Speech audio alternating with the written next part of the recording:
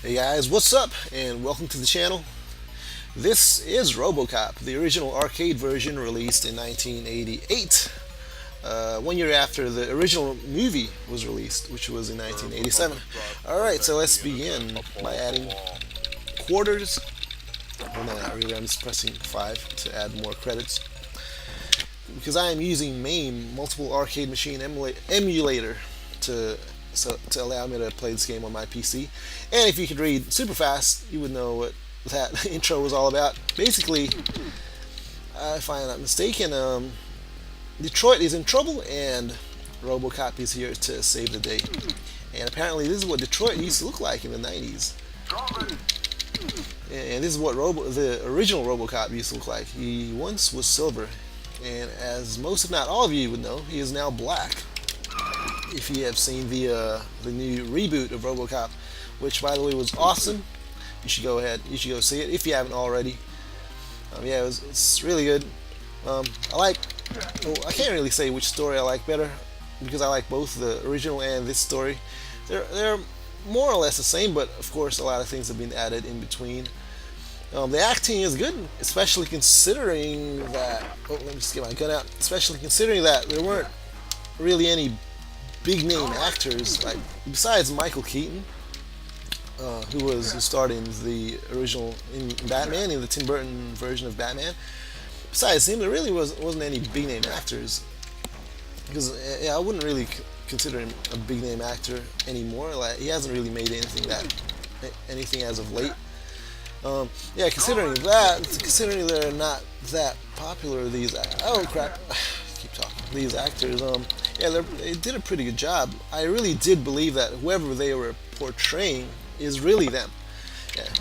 The music was good because they kept the original theme, this theme that you're hearing now. Excuse me. They kept that as well as added some other soundtracks, which was good. What else?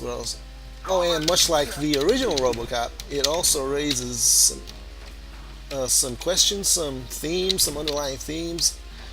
Oh, let me just try and kill this guy before I keep talking.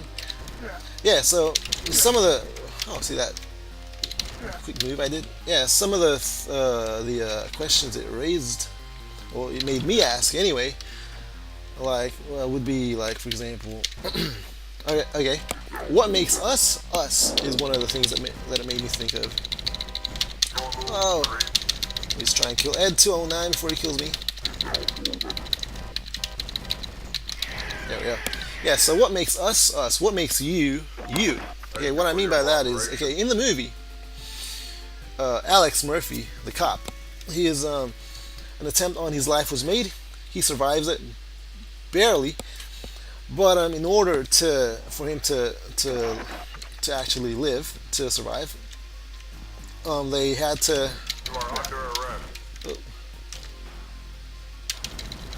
They had to basically add or modify 80, maybe 90% of his body. Right? So he has new arms, new legs, and even his brain has been modified. So at that point in the movie, right? Is Alex Murphy still Alex Murphy, or is he now a totally different person, a totally different thing? You know. So imagine. Let's take another example. Imagine your head, right, is put on somebody else's body. Are you still you, or are you now that somebody else? Yes, that's one of the things that made me ask. What else? Choice is another one, or rather, the illusion of choice. Okay. In the movie, again, Norton, the creator, the guy that created Robocop, that built Robocop, he made Alex think that Alex was in charge of making his own decisions when, in fact, he wasn't. It was the machines. Oh crap! No, I'm gonna die again. In fact, it was the machines making the decisions for him, just creating the illusion that it was actually Alex doing it, even though it wasn't. Now, I'm not a heavily religious person, But I do believe that we have all been created by some higher power. Whether you want to call him Jesus, God, Allah, Yahweh, Jehovah, Buddha, whatever, there is a higher power out there that created us. And now, since they had since they had the power to I'm dead. Since they had the power to create us, and kill us like I just did, like what just happened. Yeah, since they had that power to do that, do they also have the power to create choice? In which case, the choices that we make aren't actually made by us, but is actually already been pre-made, or every time we think we're making a decision, is somebody else making that decision for us. Yeah, so that's another question that the movie made me ask myself. Okay, let me just try and survive for talking. What else? Well, alright. AI, artificial intelligence. That's another one.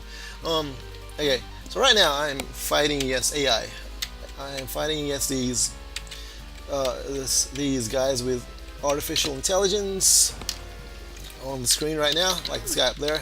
He has artificial intelligence, and if I want to, whenever I want to, I can just turn off this game and, more in effect, kill them all. Right now, inevitably, I think so anyway. Inevitably, one day, AI would become sentient.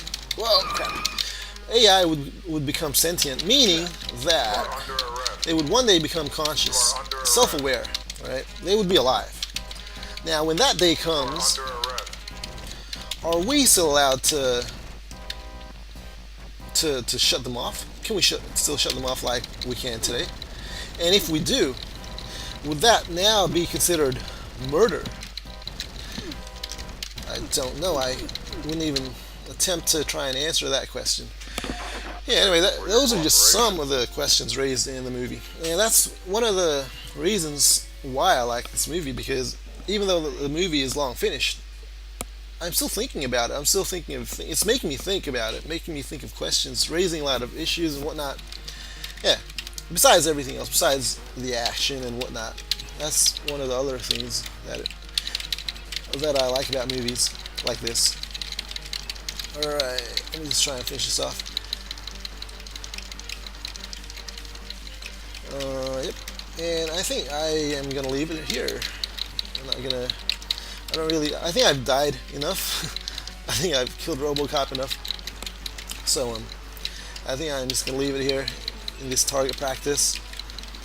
And that is it for me, guys. If you haven't seen the movie, go ahead and watch it. It's really good, especially if you were a fan of the original. You'd really like it, as I did. And that is it for me. Till next time, guys. Bye.